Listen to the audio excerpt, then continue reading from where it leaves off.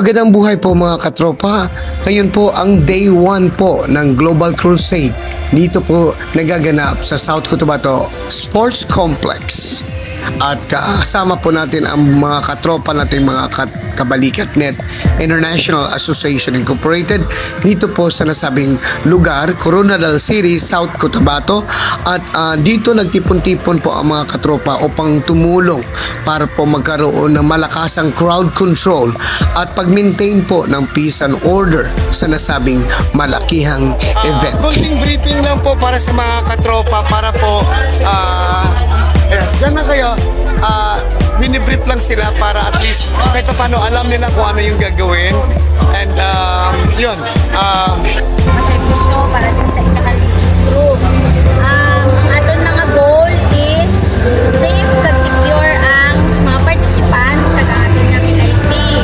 So dito sa inyo nga deployment, safe deployment ka mo nagkawat.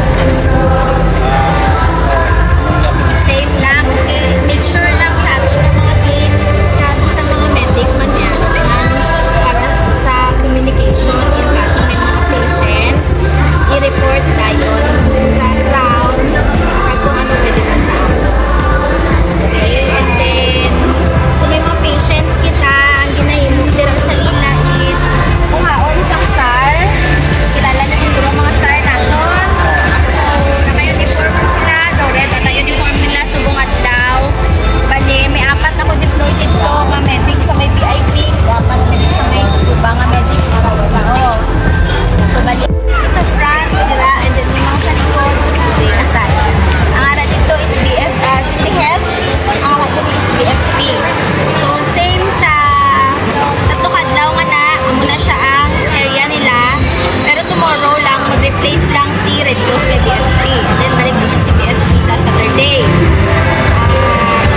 Make sure lang man natin kasi ang klara naman ang task force kulang man sila sa pagin by Pastor Kumuyi. So kami sa C-Dream baligin top lang ang city LGU ng kanilang church ni Pastor at saka ng mga organizers po for religious worship. This is a religious gathering, so may worship na magaganap at merong mga ano daw sir, may magte-testimony sa kanila, mga ganun kung So ito composed of iba't ibang religion to? Yes sir. Okay. I think may mga alliance, madami mga Christian po sir. Christian, kadalasan Christian. Yes, Ano ay mga ilang oras ito? The program na binigay sa amin sir will start at 5 p.m. at ang nakalagay po doon is hanggang 10 p.m. po sir. Okay. So yung mga katropa natin naka-standby lang yan. Okay. Aside from that, meron kayong designated na mga nakatokang Red Meron Cross, tayong mga medical aid stations. Ang assigned po for today is the City Health Office at ang Bureau of Fire po. Nag-provide din kami ng search and rescue team po para sa pag-retrieve ng mga patients. Okay.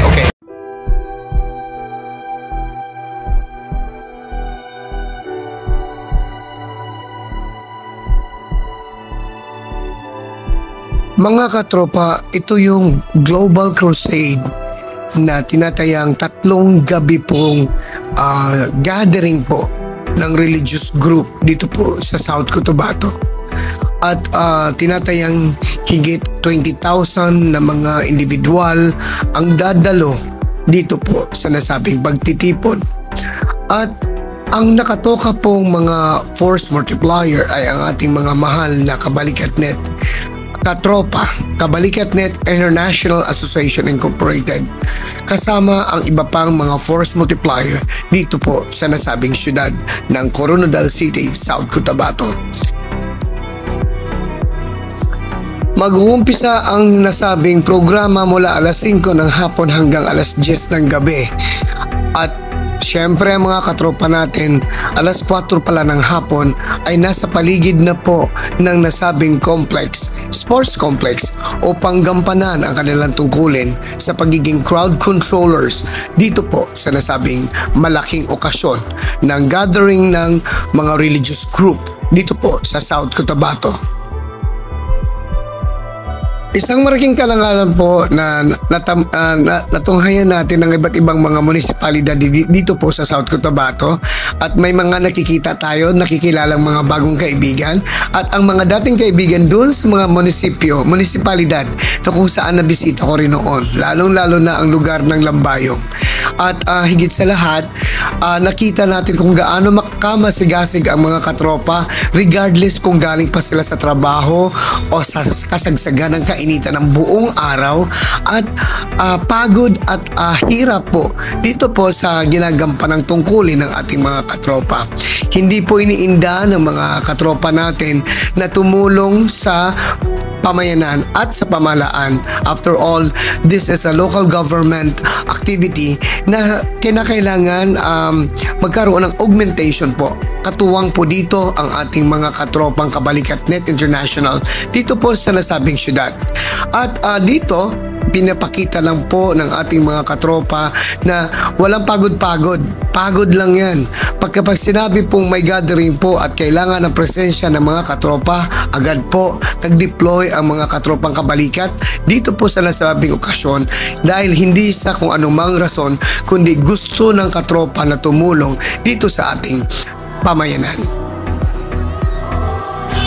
Bilang inyong undersecretary/vlogger, ako po kaupod po ang ating founding chairman sa headquarters po ng Luzon, ay nagpapasalamat po sa malaking tiwala ninyo sa Kabalikatnet upang gampanan ang ganitong tungkulin sa pamamagitan po ng pagkakaroon ng pagme-maintain ng ating peace and order and crowd control dito po sa nasabing malaking okasyon. Ginaganap po ang Global Crusade dito po sa South Cotabato May 2 hanggang May 4, and then sa susunod po ay May sa May Marikina Sports Complex May 6 hanggang 7, at tiyak po ay nangangailangan po ng mas marami pong mga katropa sa mga susunod na araw, dahil 3 days po yan dito sa South Cotabato Sports Complex. So doon sa mga katropa natin na libre sa mga ganitong araw, kahit hindi naman po kayo nakalista doon sa official na 20 na kailangan, kayo po ay iniimbitahan namin na dumayo po kayo rito sa SMRAA or sa South Cotabato Sports Complex para po matunghayan po ang nasabing malakihang event at makatulong din tayo sa pag-maintain ng peace and order dito po sa nasabing Global Crusade. Isang malaking karangalan po na natunghayan natin ng iba't ibang mga munisipalidad dito po sa South Cotabato, at may mga nakikita tayo, nakikilalang mga bagong kaibigan at ang mga dating kaibigan doon sa mga munisipalidad na kung saan nabisita ko rin noon, lalong-lalo na ang lugar ng Lambayong. At higit sa lahat, nakita natin kung gaano makamasigasig ang mga katropa regardless kung galing pa sila sa trabaho o sa kasagsagan ng kainitan ng buong araw, at pagod at hirap po dito po sa ginagampanang tungkulin ng ating mga katropa. Hindi po iniinda ng mga katropa natin na tumulong sa pamayanan at sa pamahalaan. After all, this is a local government activity na kinakailangan magkaroon ng augmentation po. Katuwang po dito ang ating mga katropang Kabalikatnet International dito po sa nasabing syudad. At dito, pinapakita lang po ng ating mga katropa na walang pagod-pagod. Pagod lang yan. Pagkapag sinabi pong may gathering po at kailangan ng presensya ng mga katropa, agad po nag-deploy ang mga katropang kabalikat dito po sa nasabing okasyon, dahil hindi sa kung anumang rason kundi gusto ng katropa na tumulong dito sa ating pamayanan.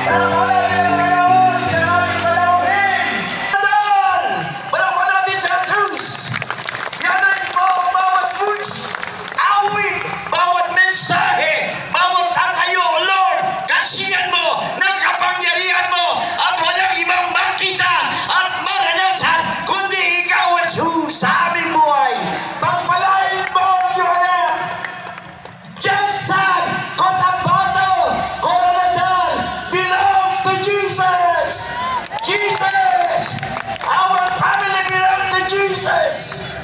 The Philippines belongs to Jesus. Palakpakan natin ang Panginoon. To God be the glory. Ginashare ko. Magandang gabi mga katropa. Kasama po natin ang mga katropa dito sa South Cotabato, Coronadal City Chapter. At kasalukuyan po ay nagkakaroon ng crowd control at augmentation po ang mga katropa natin dito. Dahil nga po dito sa Global Crusade na kung saan nagtipon-tipon dito almost 20,000 po ang mga religious group na pumupunta dito ngayon sa Global Crusade. At yan po ay sinuportahan po ng mga religious group all over Region 12. At napapansin nyo po, dito po sa South Cotabato pala. Ngayon, napapansin nyo po, mayroon pong designated area ang mga katropa natin na kung saan nakatalaga sila. At iikutan lang po ng inyong lingkod para makita na to ano ba ang ginagawa ng mga katropa natin. Bukod doon sa alam na natin na pagbuhos ng mga tao, pagpasok, at tinitingnan din natin kung ano yung mga posibilidad. Mag-i-start na po ngayon ang worship nila. So, tingnan natin, panoorin natin mga katropa.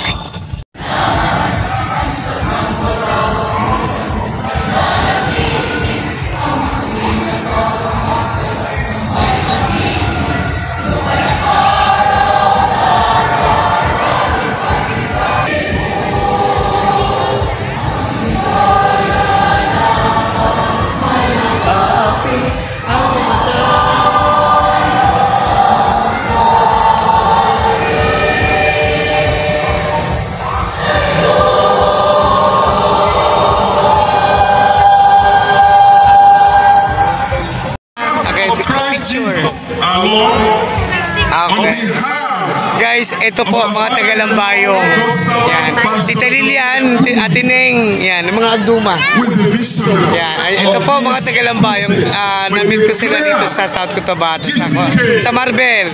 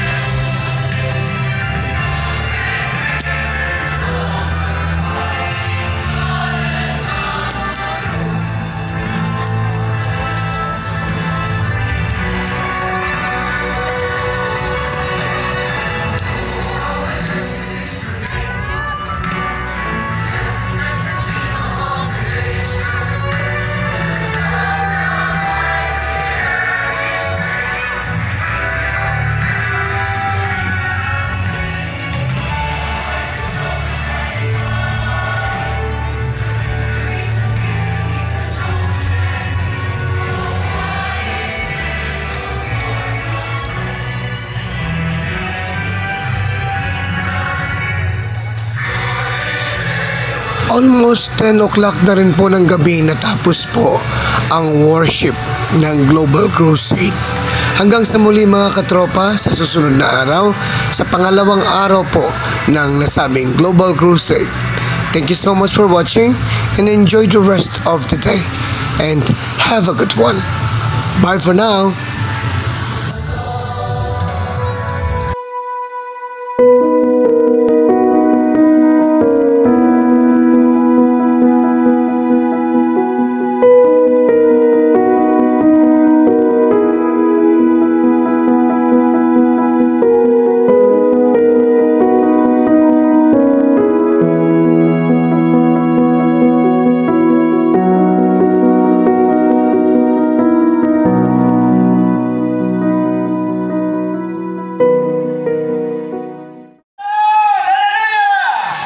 Say Jesus! Jesus! Jesus! Palakpakan natin ang Panginoon sa ating panauhin! Palakpakan natin sa Jesus! Yanan mo ang bawat words, awit, bawat mensahe, bawat tatayo, Lord, kasiyan mo ng kapangyarihan mo at walang ibang makita at maranasan kundi ikaw at Jesus sa aming buhay. Pagpalain mo ang iyong anak. Jensen Cotabato Coronadal belongs to Jesus. Jesus! Our family belongs to Jesus. The Philippines belongs to Jesus. Palakpakan natin ang Panginoon. To God be the glory.